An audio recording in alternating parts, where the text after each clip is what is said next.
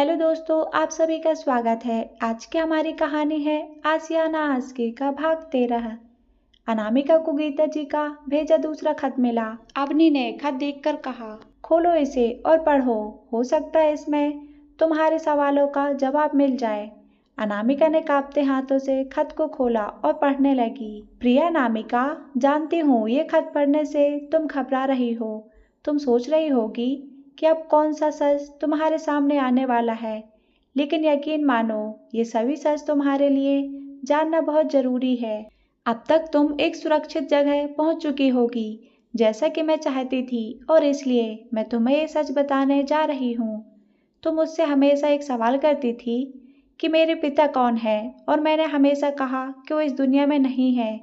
विपरीत इसके, मैं हमेशा गले में मंगलसूत्र और मांग में सिंदूर लगाकर रहती थी। जब भी तुम्हारी सवालों से भरी आंखें देखती थी तो अंदर ही अंदर बहुत घुटन होती थी कि तुम्हें सब बता दूं, पर वो सही वक्त नहीं था अनामिका। तुम्हारे पिता जिंदा हैं अनामिका, वो इस दुनिया में हैं, लेकिन कुछ वजह से मैंने तुम्हें उनसे हमेशा दूर रखा। मैं हमेशा तुम्हें उस काले सच से दूर रखना चाहती थी। क्या सच है, ये जानने के लिए तुम्हें एक बार फिर अपने पुराने घर जाना होगा। उस घर के कमरे का वो बक्सा जिसे मैंने तुम्हें कभी छूने तक नहीं दिया, उसे खोलना होगा। मुझसे जुड़ा हर सच तुम्हें वही मिलेगा अनामिका। वो सब मैं इस खत में नहीं लिख सकती। जैसे कि तुम जबलपुर पहुंचोगी, तुम्हें उस बक्से की चाबियां मिल जाएंगी।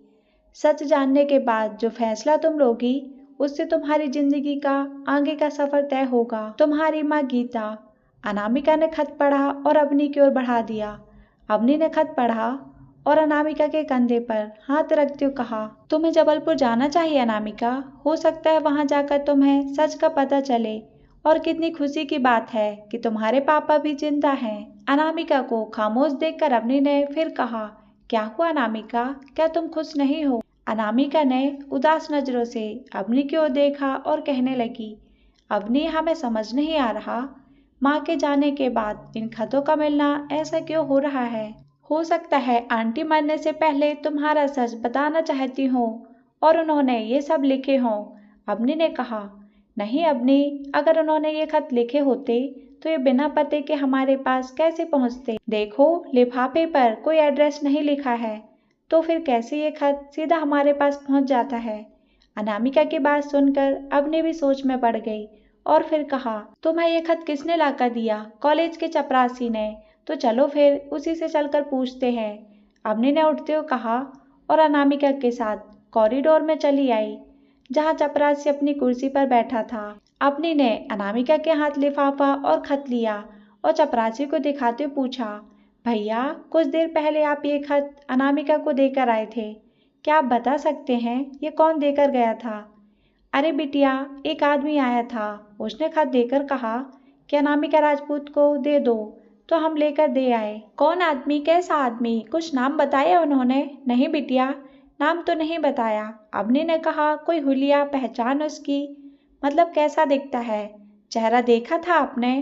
अरे बिटिया, हेलमेट लगाया हुआ था तो चेहरा तो नहीं देख पाए, अब क्या करें? अवनी ने मायूस होकर कहा। क्या हुआ, कोई बात हो गई क्या बिटिया? चपरासी ने पूछा। नहीं भैया, कुछ नहीं। अवनी, चलो यहाँ से, कहते हुए अनामिका अवनी का हाथ पकड़कर उसे वहां से ले गई। दोनों घर जाने के लिए कॉलेज के बाहर आए। चलते चलते अवनी ने कहा, यार ये गुत्थी तो सुलझने के बजाय और उलझती जा रही है। तुम्हें खत भेजने वाली आंटी नहीं, बल्कि कोई आदमी है। कौन हो सकता है ये आदमी? ये तो हम भी नहीं जानते अवनी, पर शायद वो हमारे बारे में सब जानता है। अनामिका ने खोए हुए स्वर में कहा, कहीं वो तुम्हारे पापा ही तो नहीं? पता नहीं अवनी, ये सब तो हमें अब जबलपुर जाकर ही पता चलेगा। हाँ, लेकिन एग्जाम्स, एक हफ्ते बाद एग्जाम है, अवनी ने चिंता जताते हुए कहा। कागजों वाले इम्तिहान से ज्यादा जरूरी जिंदगी के इम्तिहान है अवनी। जब तक हम ये सच्चाई जान नहीं लेते, हमें चैन नहीं आएगा। अवनी ने अनामिका को गले लगाया और कहा, मैं हमेशा तुम्हारे साथ हूँ अनामिका, देखना सब अच्छा होगा। अवनी, घर पर इस बारे में किसी को कुछ मत बताना, हम नहीं चाहते हमारी वजह से वो सब परेशान हो। अनामिका ने कहा। तो अवनी बोली, ठीक है, मैं नहीं बताऊंगी। जब सब ठीक हो जाए तब तुम खुद ही बता देना। तुम बहुत अच्छी हो अवनी, तुमने हमेशा हमारा साथ दिया है। अनामिका ने भावुक होकर कहा। अवनी ने चहकते हुए कहा, हाँ चलो फिर इस बात पर गोलगप्पे खाते हैं। नहीं, हमारा मन नहीं है। मन नहीं है, पेट तो है ना। और मैडम जी, पेट तो खाने से ही भरेगा, और खाएंगे तभी तो दिमाग चलेगा। अवनी ने कहा तो अनामिका मुस्कुराने लगी और कहा, तुम और तुम्हारी बातें। अब चलो। दोनों गोलगप्पे वाले के पास आए तो अवनी ने कहा, भैया तीखे वाले बनाना। जी दीदी, छोटू ने कहा और फिर एक एक करके दोनों को खिलाने लगा। गोलगप्पे खाकर दोनों घर के लिए निकल गईं। घर आकर अवनी दादू के साथ बगीचे में चली गई और अनामिका कमरे में चली आई। उसने बैग से खत निकाला और एक बार फिर पढ़ने लगी। एक बार, दो बार और न जाने कितनी बार उसने उस खत को पढ़ा। जब आंखों से आंसू बहने लगे तो उसने यह खत मोड़कर अलमारी की दराज में रख दिए, जिसमें पहला खत भी रखा हुआ था। अनामिका ने बाथरूम में जाकर मुंह धोया और बालकनी में आकर खड़ी हो गई। सूरज अब उतरने लगा था और धूप भी सिमटकर बालकनी तक बची थी। सर्दियों में अक्सर दिन छोटे हो जाते हैं। अनामिका उदास आंखों से ढलते दिन को देख रही थी। सूरज की बेजान हो चुकी रोशनी उसके चेहरे की उदासी और बढ़ा रही थी। उसने अपने हाथों को आपस में बांध लिया और उन्हें सहलाते हुए अपने बीते वक्त के बारे में सोचने लगी। अंधेरा होने लगा तो अनामिका कमरे में चली आई। उसने अपनी किताब उठाई और पढ़ने बैठ गई, लेकिन उसका ध्यान पढ़ाई में न लगकर बार बार उस खत की ओर जा रहा था। थककर अनामिका ने किताब वापस बंद कर दी और लेट गई। लेटने के बाद काफी देर तक वह खुद से ही जूझती रही और फिर उसे नींद आ गई। रात के खाने के लिए जब वह नीचे नहीं आई तो अवनी ऊपर चली गई। अनामिका को सोया हुआ देखकर उसने जैसे उसे कंबल ओढ़ाया, उसका हाथ अनामिका के हाथ को छू गया। अरे इसे तो बुखार है, अवनी ने कहते हुए अनामिका का सर और गर्दन छुआ, जो कि बुखार में तप रहा था। अवनी घबरा गई। उसने अनामिका को अच्छे से कंबल ओढ़ाया और नीचे चली आई। क्या हुआ अनामिका, नहीं आई? खाना नहीं खाएगी क्या आज वह? राकेश ने पूछा। पापा, अवनी ने उदास होकर कहा। अनामिका को बुखार है। क्या उसे बुखार है? उसने बताया ही नहीं। दादाजी ने चिंता जताते हुए कहा। आप सब खाना खाइए, मैं जाकर देखती हूँ। कहते हुए राधा सीढ़ियों की ओर बढ़ गई। खाना सबके गले से तो उतरा, पर मुश्किल से। तभी आकाश ने कहा, कल देर रात तक वो बिना स्वेटर के बाहर घूम रही थी, उसी वजह से उसे बुखार आ गया। बहुत बेपरवाह है ये लड़की खुद को लेकर। सगाई में इतनी प्यारी लग रही थी ना। जरूर उसे किसी की नजर लगी है। कल सुबह उठते ही नमक और राई उस पर से वार कर फेंकूंगी, दादी माँ ने कहा। राकेश को यह अंधविश्वास लगा तो बोल पड़े, क्या माँ आप भी? उसे इन सब की नहीं, डॉक्टर की जरूरत है। मैं अभी डॉक्टर मेहता को फोन करता हूँ। राकेश उठे और वॉश बेसिन की ओर बढ़ गए। उन्होंने हाथ धोए और डॉक्टर को फोन करने लगे। आदित्य खामोश बैठा था। अनामिका के बीमार होने की वजह वह जानता था। बीती रात अनामिका बाहर हॉल में सो रही थी। ये बात सिर्फ आदित्य ही जानता था। राधा ऊपर कमरे में आई। उसने अनामिका को छूकर देखा। बुखार तेज था। वे वहीं बैठ गई और अनामिका का हाथ अपने हाथ में लेकर खुद से कहने लगी, सबका ख्याल रखेगी पर अपना भूल जाएगी। सबको खुश देखना होता है इसे, पर ये नहीं कि अपना भी ख्याल रखे। हो गई ना बीमार, अब कितनी परेशानी हो रही होगी, और बताया भी नहीं। राधा बड़बड़ाती रही और अनामिका गहरी नींद में सोई रही। उसे कुछ सुनाई नहीं दिया। हाँ, बीच बीच में ठंड की वजह से चौंक उठती। राधा प्यार से उसका सर सहलाती रही। कुछ देर बाद राकेश डॉक्टर मेहता के साथ कमरे में आए। डॉक्टर मेहता ने अनामिका का चेकअप किया और कुछ दवाइयाँ लिखकर पेपर राकेश को थमा दिया।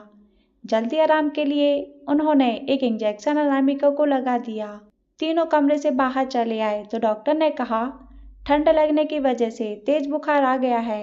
अभी मैंने इंजेक्शन लगा दिया है, सुबह तक आराम आ जाएगा। राकेश ने कहा, लेकिन ठंडी में तो वो इतना रही ही नहीं। आप परेशान मत होइए, वो ठीक है। दवा दीजिए। अगर कल तक बुखार नहीं उतरे तो मुझे एक बार फिर बुला लीजिएगा, ब्लड टेस्ट करके देख लेंगे, डॉक्टर ने कहा। थैंक यू डॉक्टर, चलिए मैं आपको नीचे तक छोड़ देता हूँ, राकेश ने कहा और डॉक्टर को लेकर नीचे आ गए। डॉक्टर के जाने के बाद राकेश डाइनिंग टेबल के पास आए और अवनी से अनामिका का ख्याल रखने को कहा। खाना खाने के बाद आकाश और अवनी दोनों कमरे में आए। अनामिका को सोया हुआ देखकर आकाश ने कहा, सच बता रहा हूँ अपनी, सच में पागल है ये लड़की। बाकी सबके बारे में इतना सोचती है, पर जब बात खुद पर आती है तो ये बिल्कुल केयरलेस हो जाती है। हाँ भाई, आज कॉलेज के बाद से ही अनामिका बहुत परेशान थी। अनजाने में अवनी के मुंह से निकल गया, क्यों, कॉलेज में कुछ हुआ है क्या? अवनी को याद आया अनामिका ने उससे सब बताने से मना किया है, तो उसने बात पलटते हुए कहा, नहीं भाई, वो एग्जाम शुरू होने वाले हैं ना, तो उन्हीं को लेकर थोड़ा टेंशन में थी। छोटी छोटी बातों पर परेशान हो जाती है ये भी। अभी तुम इसका ख्याल रखो, मैं कल सुबह अपने फ्रेंड से कहकर इसके नोट्स मंगवा दूंगा। मेरी फ्रेंड के पापा तुम्हारे कॉलेज में लेक्चरर हैं। हाँ ठीक है, अनामिका ठीक तो हो जाएगी ना भाई? अवनी ने उदास होकर कहा। आकाश उसके पास आया और उसका गाल छूकर कहा, अवनी, उसे सिर्फ बुखार है, सुबह तक वो बिल्कुल ठीक हो जाएगी। तुम उसकी अच्छी दोस्त हो ना, तो ख्याल रखो उसका। आकाश के जाने के बाद अवनी अनामिका के पास आकर बैठ गई और प्यार से उसे देखने लगी। आज वह अनामिका की डांट और उसकी आवाज को बहुत मिस कर रही थी। नीचे किचन का काम खत्म होने के बाद राधा ने एक बड़े कटोरे में पानी रखा और साफ कपड़े की पट्टियां लेकर किचन से बाहर आई। डाइनिंग टेबल के पास खड़ा आदित्य मिल गया। उसे देखकर राधा उसके पास आई और कहा, आदित्य तुम सोए नहीं, यहाँ क्या कर रहे हो? माँ, मुझे आपको कुछ बताना है, आदित्य ने धीमी आवाज में कहा। हाँ कहो ना। वो अनामिका को बुखार मेरी वजह से हुआ है, क्या बोल रहा है तू? राधा ने हैरानी से पूछा। हाँ, वो कल रात आप सबके सोने के बाद अनामिका ऊपर वाले हॉल में सो रही थी। वो नींद में थी, इसलिए मैंने उसे उठाया नहीं, शायद तभी वो बीमार हो गई है। कल पूरा दिन वो मेरा काम में हाथ बटा रही थी, भाग दौड़ो थकान की वजह से उसे बुखार आ गया होगा। ये ठंडे पानी की पट्टियाँ रखूंगी ना, उसका बुखार ठीक हो जाएगा। माँ, आप भी थक गए होंगे ना, मुझे ये दे दो, मैं कर दूंगा, आदित्य ने राधा को रोकते हुए कहा। राधा को बड़ी हैरानी हुई। आदित्य को पहली बार उन्होंने किसी के लिए परेशान होते देखा था। राधा बड़े प्यार से आदित्य को देखने लगी। उन्हें ऐसा देखता पाकर आदित्य ने कहा, आप ऐसे क्यों देख रही हैं? देख रही हूँ, आजकल तुझे गुस्सा नहीं आता, चिड़चिड़ाहट नहीं होती, बदलने लगा है तू आदित्य। ऐसा कुछ नहीं है, लाइए कटोरा मुझे दीजिए और आप जाकर सो जाओ। कहते हुए आदित्य ने पानी का कटोरा राधा के हाथ से लिया और सीढ़ियों की ओर बढ़ गया। जैसे ही आदित्य कमरे में आया, अवनी ने बोलना चाहा, लेकिन आदित्य ने उसे चुप रहने का इशारा किया और खुद अनामिका के पास पड़ी कुर्सी पर आकर बैठ गया। उसने ट्रे रखी और अवनी से कहा, माँ ने अनामिका के सर पर ठंडी पट्टी रखने को कहा है, तुम थक गई होगी इसलिए सो जाओ, मैं रख दूंगा। अवनी अनामिका के बगल में कुछ दूर जाकर लेट गई। आदित्य ने अनामिका का सर छूकर देखा, बुखार बहुत तेज था। उसने पट्टी को पानी में भिगोया और उसे अनामिका के सर से लगा दिया। ऐसा करते हुए उसके चेहरे पर कोई भाव नहीं थे। अवनी आध खुली आंखों से देख रही थी। आदित्य की आंखों में अनामिका के लिए प्यार और परवाह दोनों नजर आ रहे थे। अवनी को अच्छा लगा। कुछ देर बाद वह करवट बदल कर सो गई। जल्दी ही उसे नींद आ गई। आदित्य वहीं बैठा एक एक करके अनामिका के सर पर पट्टियां रखता रहा। सारी रात वह जागकर अनामिका के सर की पट्टियां बदलता रहा। देर रात जाकर अनामिका का बुखार कुछ कम हुआ तो आदित्य ने पट्टियां उतार कर रख दी। आदित्य ने प्यार से अनामिका के गाल को छुआ तो नींद में अनामिका ने आदित्य का हाथ थाम लिया और अपने निचले गाल से लगाकर सो गई। आदित्य मुस्कुरा उठा और प्यार से अनामिका के मासूम चेहरे की ओर देखता रहा। अनामिका के गोरे हाथ में उसका सांवला हाथ कितना अच्छा लग रहा था। खिड़की के बाहर झांकते चांद की रोशनी सीधे दोनों के हाथों पर आकर गिर रही थी। एक सुखद एहसास जो आज से पहले आदित्य को कभी नहीं हुआ था। आदित्य सोच में डूब गया। क्या वो सच में बदल गया था? अनामिका को लेकर उसकी सोच, उसकी भावना का बदलना यूं ही तो नहीं था। आज से पहले उसने कभी किसी के लिए इतनी परवाह नहीं जताई जितनी अनामिका के लिए जताने लगा था। जलन की भावना, मीठा सा एहसास, बेवजह मुस्कुराना, क्या था ये सब? क्या ये प्यार था? हाँ, ये प्यार ही था। प्यार ही एक ऐसा एहसास है जो सब कुछ बदल सकता है। बुरे इंसान को अच्छा बना सकता है, गुस्से को परवाह में बदल सकता है, जीना सिखा सकता है और फिर से जीने की उम्मीद भी जगा ही सकता है। आदित्य अपने ख्यालों में उलझा हुआ था। सोचते सोचते जब पलकें नींद से बोझिल हो गईं, तो वह अनामिका का हाथ थामे वहीं सर रखकर सो गया। एक सुकून भरी नींद। आदित्य सोया हुआ था। हीटर की वजह से कमरे में ठंड कम थी, लेकिन अनामिका के हाथों का स्पर्श उसे गर्माहट दे रहा था। सुबह जब अनामिका की आंख खुली तो उसने देखा आदित्य कुर्सी पर बैठे बैठे ही सो गया है। उसने जैसे ही हाथ उठाया, आदित्य का हाथ अपने हाथ में देखकर हैरान थी। आदित्य की उंगलियों की पकड़ काफी मजबूत थी। अनामिका ने देखा आदित्य के बिखरे बाल उसकी आंखों पर आ रहे थे। उसने अपने दूसरे हाथ से उसके बालों को साइड किया और प्यार से देखने लगी। सोते हुए कितना शांत लगता था वो। अनामिका ने धीरे से आदित्य का हाथ अपने हाथ से अलग किया ताकि उसकी नींद न टूटे। वह उठी और अपने कंबल उसे ओढ़ा दी। बाथरूम में जाकर उसने मुंह धोया और फिर बाहर आकर तौलिए से पोंछने लगी। उसे अभी भी कमजोरी महसूस हो रही थी। वह कमरे से बाहर आई और नीचे चली आई। राधा किचन में काम कर रही थी और दादी माँ पूजा घर में थी। अनामिका किचन के बाहर आकर रुक गई तो राधा उसके पास आई और उसका सर छूकर कहा, अब कैसी है तबीयत तुम्हारी? हमें क्या हुआ था?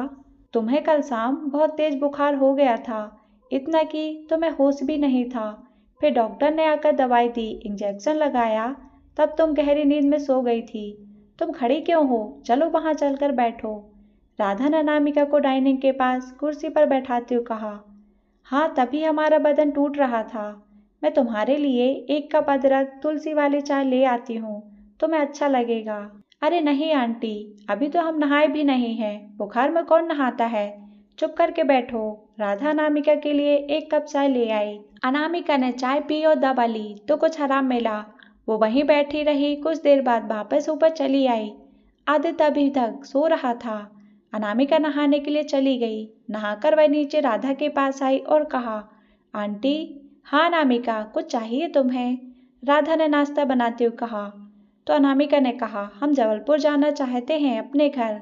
हाँ तो चली जाना, आज ही जाना चाहते हैं। आज ही?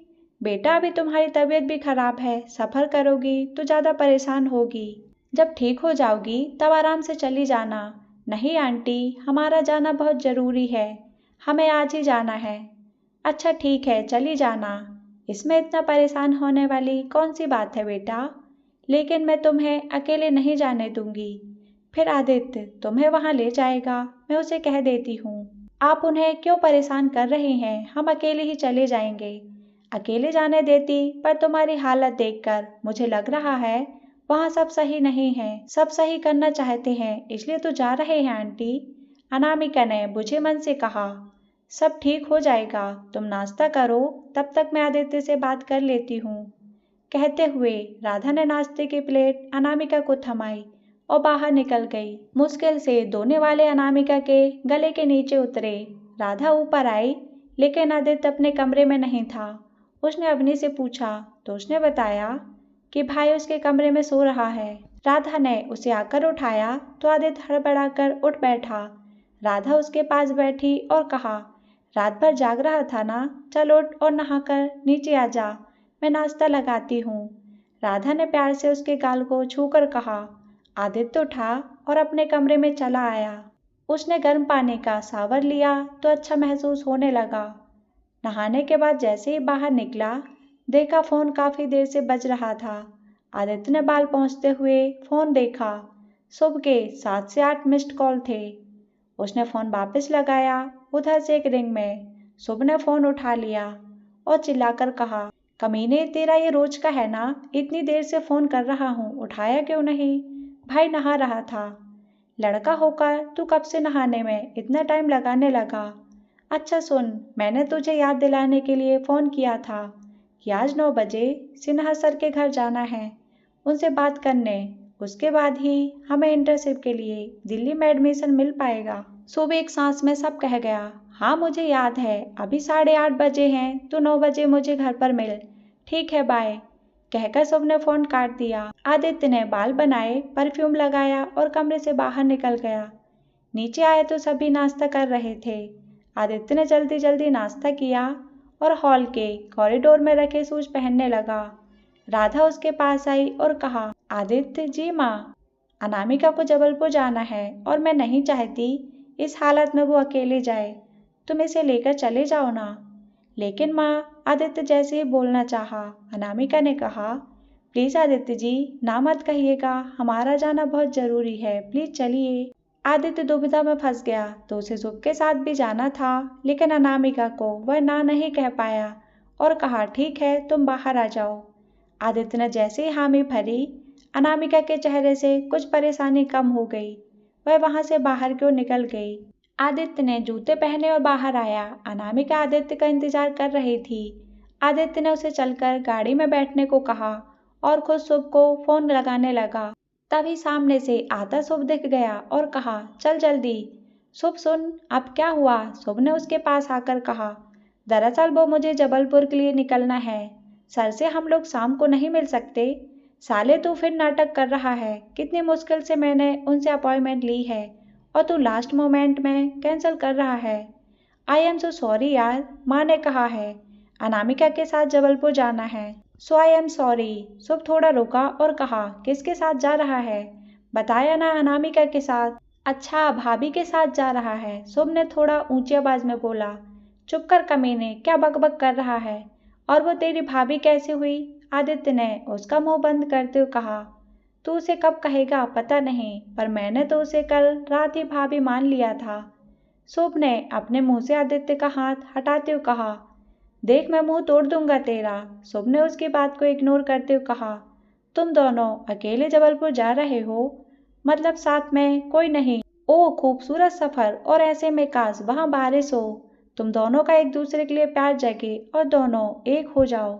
ठरकी है तू साले, चल निकल, मुझे देर हो रही है। कहते हुए आदित्य जाने लगा तो शुभ ने कहा, आदित्य पसंद करने लगा है ना उसे? शुभ ने उसकी आंखों में देखते हुए कहा। आदित्य मुस्कुराया और कहा, हाँ थोड़ा सा। वह वहां से गाड़ी की तरफ बढ़ गया। शुभ के चेहरे पर बड़ी सी स्माइल आ गई और वह गाते हुए घर के अंदर चला गया। आदित्य और अनामिका जबलपुर के लिए निकल गए।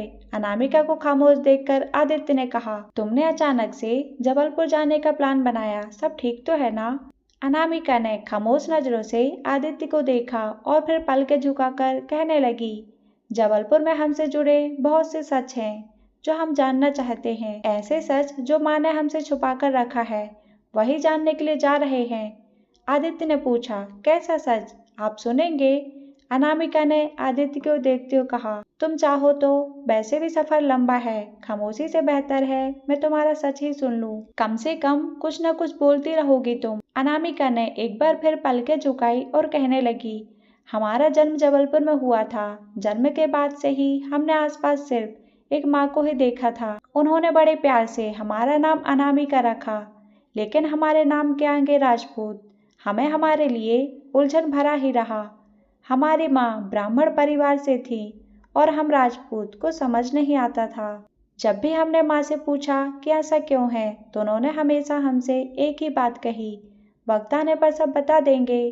पर वो वक्त कभी नहीं आया। हमें पालने के लिए वो घर में सिलाई का काम करती थी, बच्चों को ट्यूशन पढ़ाया करती थी। हमारे घर से बाहर निकलने पर मनाही थी, ना ही किसी से बात करने दिया जाता और ना ही बाहर निकलने। माँ हमेशा हमें अपनी आंखों के सामने रखती थी। जैसे जैसे बड़े हुए, स्कूल जाने लगे, तो हमने देखा हमारे सब दोस्तों के पापा हैं। माँ से जब इस बारे में पूछा तो उन्होंने कहा कि वो इस दुनिया में नहीं हैं, पर वो हमेशा अपनी मांग में सिंदूर और गले में मंगलसूत्र पहनती थी। और वो ऐसा क्यों करती थी, ये उनसे पूछने की हमारी हिम्मत कभी नहीं हुई। स्कूल के एग्जाम खत्म होने के बाद उन्होंने हमें इंदौर भेज दिया कॉलेज के लिए। यहाँ हम हॉस्टल में रहकर पढ़ाई करने लगे और फिर माँ हमें छोड़कर चली गईं। उनके साथ साथ हमारे सवालों का जवाब भी चला गया और साथ ही चला गया हर वो राज। हम वापस लौट आए इंदौर और अवनी के साथ रहने लगे। पर कुछ दिनों पहले हमें माँ का लिखा खत मिला, जिसमें लिखा था हमारे सवालों का जवाब हमें जबलपुर जाकर ही मिलेगा। इतना कहकर अनामिका चुप हो गई।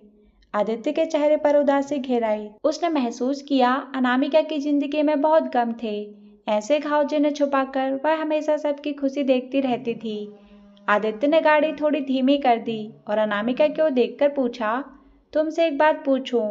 हाँ, इतना दर्द होने के बाद भी तुम सबके सामने कैसे मुस्कुरा लेती हो? वैसे ही जैसे इतनी घुटन के बाद भी आप सबके सामने ठीक रहने का दिखावा कर लेते हैं। अनामिका ने पलकें उठाकर आदित्य को देखते हुए कहा। आदित्य ने अनामिका से नजरें चुराते हुए कहा, ऐसा कुछ नहीं है। तो फिर जब मोना आपके साथ होती है तो आपका चेहरा बजाय खुशी के उदासी से क्यों भर जाता है? जब कोई भी उसका नाम लेता है तो आपको गुस्सा आता है। उनके और आपके बीच जो रिश्ता है वो प्यार का नहीं हो सकता। लगता है जैसे बहुत बड़ा दर्द छुपा रखा हो आपने, अनामिका ने बेचैन होकर कहा। अनामिका की बात सुनकर आदित्य हैरान था। आज से पहले उसकी खुशी के पीछे का दर्द किसी ने नहीं देखा था। उसकी खामोशी के पीछे चीखें शायद किसी ने नहीं सुनी थी। उसकी हंसी के पीछे के आंसू किसी ने नहीं देखे थे, पर अनामिका ने सब देखा था। आदित्य कुछ देर खामोश रहा और फिर कहने लगा, सही कहा तुमने, हमारे बीच प्यार का रिश्ता नहीं है, मजबूरी का रिश्ता है। एक ऐसी मजबूरी जिसके बोझ को जिंदगी भर मुझे अपने कंधों पर लेकर चलना है।